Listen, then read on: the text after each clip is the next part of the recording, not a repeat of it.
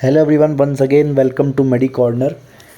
आज फिर से नया एक लेक्चर लेके आया हूँ मैं क्लिनिकल एनाटॉमी सीरीज़ का, जिसमें हम बात करेंगे ब्रेस्ट की। ओके, ये जो स्ट्रक्चर है ये बहुत ही ज़्यादा इम्पॉर्टेंट स्ट्रक्चर है पूरे पेक्टोरल रीजन का, और यहाँ से मतलब बहुत सारे जो हमारी क्लिनिकल कंडीशंस है वो जुड़ी हुई है, क्योंकि यहाँ पे इसका कनेक्शन हमारा लोअर बॉडी में भी होता है, ब्रेस्ट का एब्डोमेन में पेल्विस तक, अपर बॉडी में भी होता है, उसके बाद जो पीछे वर्टिब्रा की तरफ इधर भी पूरा कनेक्शन होता है इसका। ठीक है, तो without wasting your time let's start. Okay, so अगर हम बात करें ब्रेस्ट के हम इंट्रोडक्शन की, ठीक है, बेसिक इंट्रोडक्शन की बात करेंगे कि स्ट्रक्चर कैसा होता है। ठीक है, तो पहली बात ये हमारे पेक्टोरल रीजन में होता है। ठीक है, उसके बाद लाइक पेयर्ड ब्रेस्ट होते हैं। ठीक है, तो ब्रेस्ट में क्या होते हैं, क्वाड्रेंट्स होते हैं। ठीक है, ये क्वाड्रेंट्स की बात करेंगे हम, जो कि बहुत इंपॉर्टेंट है। तो ये जो हमारा आपको येलो येलो स्ट्रक्चर दिख रहा है पूरा, ये हमारा क्या है, ब्रेस्ट का रीजन है। अब इसमें देखो टोटल 4 क्वाड्रेंट है। ठीक है, 2 ऊपर हैं, 2 नीचे हैं। ठीक है, तो जो ऊपर वाले इसको हम बोलते हैं अपर क्वाड्रेंट, नीचे वाले को लोअर क्वाड्रेंट। तो अपर में जो है वो क्या है, एक लेटरल हो गया, एक मीडियल हो गया, फिर लोअर में भी क्या हो गया, एक लेटरल हो गया, एक मीडियल हो गया। तो ऐसे क्या हो गए, 4 क्वाड्रेंट हो गए ब्रेस्ट में। उसके बाद एक स्ट्रक्चर है, देखो यहाँ पे एक टेल जैसा स्ट्रक्चर है, इसको हम बोलते हैं axillary tail of Spencer. It is very important structure. यहाँ इसके मीडियल में स्टर्नम प्रेजेंट होता है। ठीक है, और इधर लेटरल में ये एक्सिला के पास इसका। तो अगर हम इंटरनल स्ट्रक्चर की बात करें तो देखो यहाँ इस वाले डायग्राम में आप देखो ध्यान से, इसमें क्या होते हैं, लोब्स होते हैं। ठीक है, 15 to 20 क्या होते हैं, लोब्स होते हैं। उसके अंदर क्या होते हैं, हमारे एल्वेलाई प्रेजेंट होते हैं, इसको हम एकिनी भी बोलते हैं। तो एल्वेलाई के अंदर क्या होता है, मिल्क का प्रोडक्शन होता है। ठीक है, ब्रेस्ट को हम मेमरी ग्लैंड भी बोलते हैं, इंपॉर्टेंट नोट कर लेना। उसके बाद देखो ये जो स्ट्रक्चर है ये हमारा निप्पल है। यहाँ पे क्या होती है, सारी जो लेक्टिफेरस साइनसेस होते हैं ये जाके कन्वर्ज करते हैं और यहाँ पे डक्ट बनाते हैं। ठीक है, लेक्टिफेरस डक्ट, और फिर ये लेक्टिफेरस डक्ट जाके कहाँ होते हैं, निप्पल में ड्रेन करते हैं मिल्क को। यहीं से जो बेबी होता है वो क्या करता है, सक करता है निप्पल को, और फिर ऑक्सीटोसिन की हेल्प से मिल्क का इजेक्शन होता है। ये तो हो गई बेसिक बात। ठीक है, उसके बाद आप देखो कि यहाँ पे क्या है, ये ग्रीन ग्रीन स्ट्रक्चर आप देख रहे होंगे, इसको ये सब क्या है, ये सस्पेंसरी लिगामेंट्स है ब्रेस्ट के। ठीक है, सस्पेंसरी लिगामेंट्स होते हैं जो कि क्या करते हैं, ब्रेस्ट को उसकी शेप प्रोवाइड करते हैं, टेंडरनेस प्रोवाइड करते हैं। ठीक है, एक पर्टिकुलर पोजीशन में फिक्स रखते हैं। नेक्स्ट हम अगर बात करें तो लिम्फ नोड्स। ठीक है, जो इम्पॉर्टेंट जो क्लिनिकल में हमें हेल्प करेगा वो हमारा लिम्फ नोड्स है, क्योंकि यहाँ पे बहुत सारे लिम्फ नोड्स होते हैं ब्रेस्ट के आसपास, तो आपको ध्यान होना चाहिए। ठीक है, तो अगर मीडियल साइड की बात करूँ तो मीडियल स्टाइल में हमारे पास देखो यहाँ पे ये जो है ये पैरास्टर्नल लिम्फ नोड्स होते हैं। उसके बाद जो ये हैं इसको हम बोलते हैं इंटरनल मेमोरी। अब ये क्या करते हैं, इंटरनल मेमोरी वाले लिम्फ नोड्स ये जो अपोजिट ब्रेस्ट होता है उसमें भी जाके कनेक्ट करते हैं। ये आपको ध्यान रखना है, ये इंपॉर्टेंट है, बाद में काम आएगा, ध्यान रखना। उसके बाद अगर मैं बात करूँ लिम्फ नोड की तो देखो यहाँ पे क्या है, 4 हमारे क्या हैं, axillary group of lymph nodes हैं। क्या है, axillary group of lymph nodes, जो कि इंपॉर्टेंट है। उसके बाद एक एपाइकल लिम्फ नोड्स है, उसके बाद क्या है, सुप्रा क्लेविकुलर लिम्फ नोड, जो क्लेविकल के ऊपर होता है। तो ये सारे लिम्फ नोड्स इंटरकनेक्टेड होते हैं थ्रू ब्रेस्ट। अब देखो जो एक्सिलरी लिम्फ नोड्स है उसमें हमारे पास कौन कौन से हैं, एंटीरियर है, ठीक है, लेटरल है, सेंट्रल है और पोस्टीरियर है। 4 आपको ध्यान रखने हैं, एक एंटीरियर, एक पोस्टीरियर, मतलब एक आगे एक पीछे, फिर क्या हो गया, एक सेंटर में, और उसके बाद ये हमारा क्या हो जाएगा, लेटरल साइड में। तो ये आपको ध्यान रखना है। ये हमारे हो गए axillary group of lymph node. तो ये सारे लिम्फ नोड्स हैं। उसके बाद देखो ये एक, अब अगर मैं ब्लड सप्लाई की बात करूँ देखो तो यहाँ पे क्या है, ये जो आपको आर्टरी दिख रही है, ठीक है, ये क्या है, anterior branch of internal thoracic artery. ये आपको ध्यान रखना है, ये हमारी इंटरनल थोरेसिक वेसल है, इसकी एंटीरियर ब्रांच इधर ब्रेस्ट में आती है। उसके बाद फर्दर बात करें तो lateral branch of intercostal artery ये सप्लाई करती है ब्रेस्ट को। क्या क्या सप्लाई करती है, anterior branch of internal thoracic artery, ठीक है। उसके बाद जो इंटरनल इंटरकोस्टल आर्टरीज है उसकी जो लेटरल ब्रांच है वो सप्लाई करती है ब्रेस्ट को। ये पीछे जाके कनेक्ट कहाँ हो जाती है, इंटरकोस्टल लिम्फ नोड्स के पास, यहाँ से ये बन जाती है पोस्टीरियर इंटरकोस्टल आर्टरी, जो कि वर्टिब्रा तक भी जाती है। तो ये आपको ध्यान रखना है, ठीक है। नेक्स्ट अगर मैं बात करूँ तो क्लिनिकल एनाटमी पे हम चलते हैं, जो सबसे इम्पॉर्टेंट पार्ट है। तो जो ब्रेस्ट का जो मेन क्लिनिकल एनाटमी वो हमारा क्या है, ब्रेस्ट कैंसर। ठीक है, जो one of the most common problems है ऑल फीमेल्स में, हर एज की, स्पेशली जो पोस्ट मेनोपॉजल वुमेंस होती हैं उनमें ये ज़्यादा प्रॉब्लम क्रिएट होती है। क्यों? क्योंकि ईस्ट्रोजन लेवल की वजह से प्रॉब्लम्स होती हैं, ईस्ट्रोजन लेवल डिक्रीज़ हो जाते हैं उस वजह से। तो देखो गाइज, अगर मैं बात करूँ क्लिनिकल की, तो फर्स्ट पॉइंट क्या दे रखा है, the upper and outer quadrant of breast is a frequent site of carcinoma. अब ये लाइन आप अपने दिमाग में डाल लो अच्छे से, ठीक है, ये आप कभी मत भूलना। अभी मैंने आपको क्या बताए थे, क्वाड्रेंट्स बताए थे, ऐसे 4 क्वाड्रेंट्स थे, upper lateral, upper medial, lower lateral and lower medial. तो जो ये वाला क्वाड्रेंट है ना, ठीक है, ये वाला जो क्वाड्रेंट है इसको हम बोलते हैं अपर एंड आउटर क्वाड्रेंट। ये जो क्वाड्रेंट है ये मोस्ट कॉमनली, मतलब कार्सिनोमा के लिए क्या होता है, इसकी टेंडेंसी होती है कि यहाँ पे सबसे ज़्यादा पॉसिबिलिटीज़ हैं कैंसर होने की। ठीक है, the first lymph node draining the tumour bearing area. अब ये पॉइंट ध्यान रखना आप, कि जैसे मान लो कहीं पे भी ट्यूमर हो गया ब्रेस्ट में, इस क्वाड्रेंट में, इस क्वाड्रेंट में, इस क्वाड्रेंट में, इस क्वाड्रेंट में, कहीं पे भी ट्यूमर हुआ तो उसके ट्यूमर के पास जो पहला लिम्फ नोड होगा ना, जो ड्रेन करेगा उसको, ट्यूमर बेरिंग एरिया को, उसको हम बोलते हैं सेंटिनल नोड। ये आपको ध्यान रखना है। सेंटिनल नोड क्या होता है, द फर्स्ट, मतलब जो पहला lymph node which drains the tumour bearing area, that is हमारा सेंटिनल लिम्फ नोड। ठीक है, उसके बाद अब क्या क्या होता है यहाँ पे, एब्सेस भी फॉर्म होते हैं ब्रेस्ट में। ठीक है, इन्फ्लेमेशन हो जाता है, टेंडरनेस हो जाता है, बहुत सारी चीज़ें हैं जो आपको ध्यान रखनी है। अब देखो गाइज, मैं आपको है ना फटाफट से बहुत जो इंपॉर्टेंट पॉइंट्स है इसमें दे रखे हैं वो बता देता हूँ। कि पहला पॉइंट है कि incision of breast are usually made radially to avoid cutting the lactiferous ducts. ठीक है, अब देखो यहाँ पीछे डायग्राम में आप ध्यान से देखो, यहाँ पे ये निशान दे रखा है, ये देख रहे हो, ऐसे और ऐसे। ये क्या होता है, रेडियल इंसिजन होता है। जो सर्जन्स होते हैं, मान लो कुछ ऑपरेट कर रहे हैं, तो वो क्या करते हैं, ब्रेस्ट में मोस्टली क्या करते हैं, रेडियल इंसिजन करते हैं। क्यों? जिससे कि क्या होता है, जो लेक्टिफेरस डक्ट्स हैं वो कट ना हो जाए। ठीक है, लेक्टिफेरस डक्ट्स कट ना हो जाए, इसलिए हम क्या करते हैं, रेडियल इंसिजन। सेकंड जो पार्ट है वो क्या है, कैंसर सेल्स में इन्फिल्ट्रेट द सस्पेंसरी लिगामेंट्स।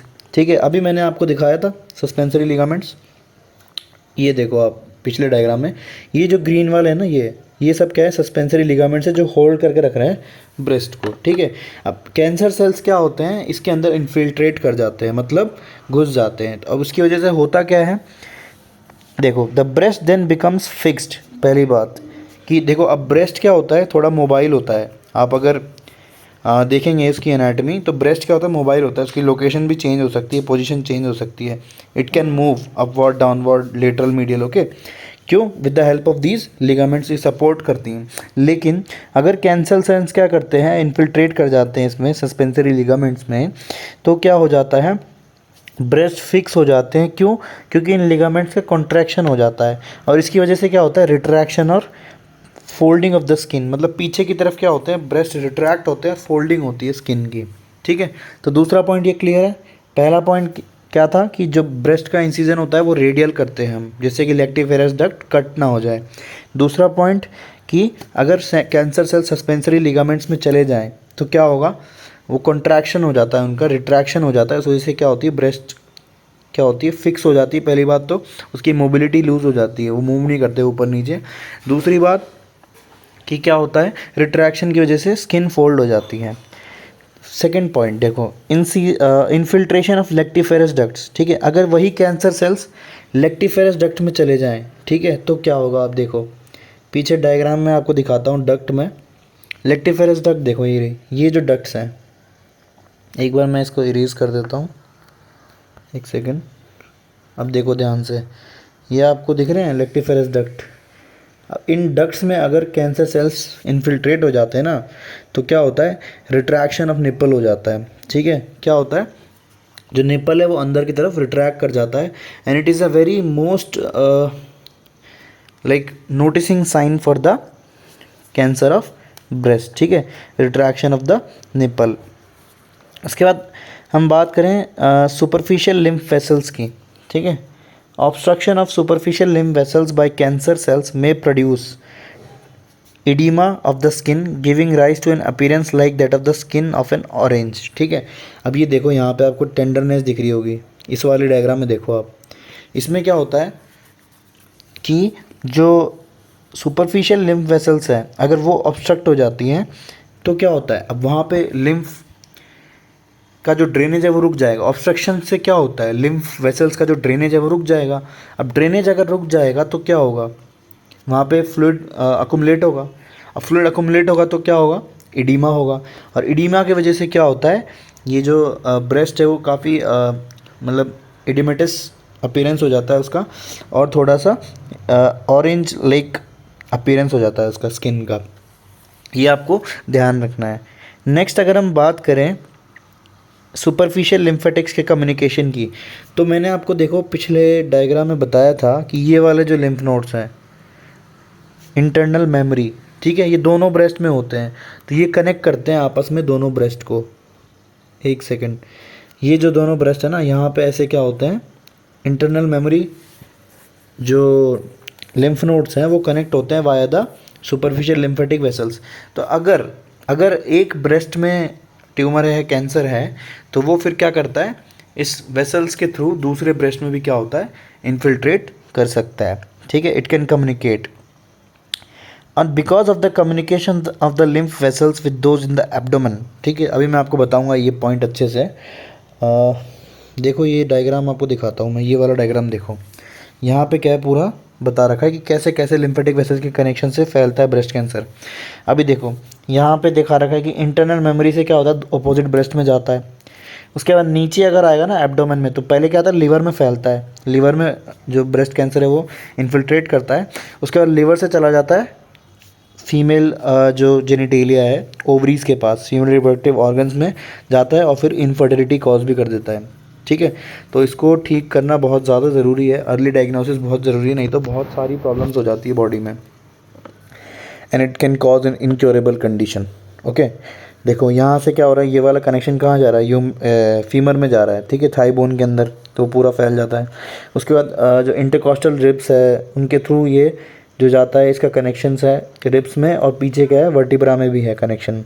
ठीक है, वर्टिब्रा के अंदर भी ये इन्फिल्ट्रेट कर सकता है। उसके ऊपर जो हमारा वो ह्यूमरस में है, ठीक है, पेक्टोरल रीजन में है, शोल्डर जॉइंट के आसपास, क्लेविकल, सुप्रा क्लेविकल एरिया। ठीक है, इन सारे जगह पे क्या होता है, जो ब्रेस्ट का कैंसर सेल्स है वो इन्फिल्ट्रेट कर सकते हैं। ठीक है, तो यही इसमें बता रखा है कि कम्युनिकेशन लिम्फेटिक वेसल्स की कम्युनिकेशन की वजह से, तो सारा का सारा जो मतलब प्रॉब्लम कॉज हो रहा है ना बेसिकली, तो वो लिम्फ के थ्रू ही जाता है जो कैंसर सेल्स ट्रैवल करते हैं। ये आपको ध्यान रखना है। वर्टिब्रा वाला मैंने बताया था, ये पॉइंट ध्यान रखना कि जो वर्टिब्रा का जो वेनस प्लेक्सस है, ठीक है, ये कनेक्ट होता है, मतलब ये ड्रेन करता है ब्रेस्ट से। तो ब्रेस्ट से जो ड्रेन करती है ना वर्टिब्रा में, तो इससे क्या है, वर्टिब्रा के अंदर कैंसर फैल सकता है और ऊपर जाके वो ब्रेन में भी चला जाता है। ठीक है, तो breast cancer can also lead to brain cancer. तो इतने सारे इसके कनेक्शंस हैं। उसके बाद अगर मैं बात करूं वेनस प्लेक्सस का, आपको मैंने बता दिया है। ठीक है, उसके बाद carcinoma usually arises from epithelium of large ducts. ठीक है, ये आपको ध्यान रखना है। उसके बाद इसमें इम्पॉर्टेंट बता रखा है कि सेल्फ एग्जामिनेशन ऑफ ब्रेस्ट। ठीक है, कैसे हम पता कर सकते हैं कि मतलब ब्रेस्ट कैंसर है कि नहीं, है मतलब हर वुमेन को पता होना चाहिए। इससे क्या होता है, बेटर अर्ली डायग्नोसिस होता है and we can easily cure. ठीक है, तो अगर आप ये वीडियो देख रहे हैं तो you should explain to all the womens that you are in of contact. So अगर मैं बात करूँ इंस्पेक्शन की, तो पहले हम चेक करते हैं symmetry of breast and nipples को। ठीक है, सिमेट्री कैसी है ब्रेस्ट की, ठीक है, फिक्स्ड है, मूव हो रहा है कि नहीं, ठीक है, मतलब स्वेलिंग या कुछ ऐसे अलग से तो कुछ ऐसा है तो नहीं प्रॉब्लम। उसके बाद निपल्स हम देखें, रिट्रैक्शन ऑफ निपल, वो साइन मैंने बताया था, अगर निपल्स रिट्रैक्टेड है तो ये एक पॉजिटिव साइन होता है ब्रेस्ट कैंसर का। उसके बाद change in colour of the skin, ठीक है, ऑरेंज लाइक अपीयरेंस हो जाता है, रेडनेस आती है, टेंडरनेस होती है, तो ये एक और साइन होता है। नेक्स्ट मैं बात करूँ discharge from nipple on squeezing it. ठीक है, अगर हम निपल को स्क्वीज करते हैं तो लेक्टिफेरस डक्ट से क्या होता है, डिस्चार्ज निकलता है। मैंने बताया था लेक्टिफेरस डक्ट में इन्फिल्ट्रेट हो जाता है, तो उस वजह से क्या होता है, डिस्चार्ज निकलता है। उसके बाद हम जो चारों क्वाड्रेंट्स है उसको पैल्पेट करते हैं। ठीक है, पाम ऑफ द हैंड से, और हम देखते हैं कि कोई लंप फॉर्मेशन तो नहीं है, मतलब कोई ट्यूमर या कुछ ऐसा तो नहीं है, वो फील हो सकता है कि नहीं, ठीक है।